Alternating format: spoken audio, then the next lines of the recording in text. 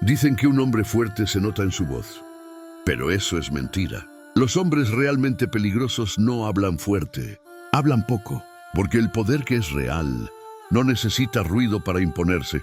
Mira a tu alrededor. Los que presumen, los que gritan, los que buscan atención, esos no tienen poder, tienen miedo. Miedo de no ser vistos, miedo de no ser validados. Un hombre estoico no necesita demostrar nada. Su presencia basta. Su disciplina se siente. Su autocontrol intimida más que cualquier grito. Los antiguos lo sabían. El guerrero que domina su silencio, domina su mundo.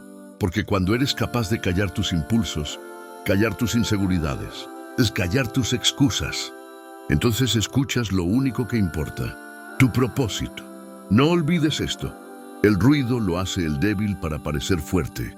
El silencio lo hace el fuerte para seguir construyendo. Así que no grites tu poder.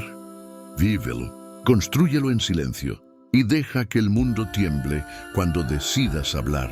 Escribe presente si estás listo para dominar tu silencio. Y sígueme, aquí formamos hombres fuertes.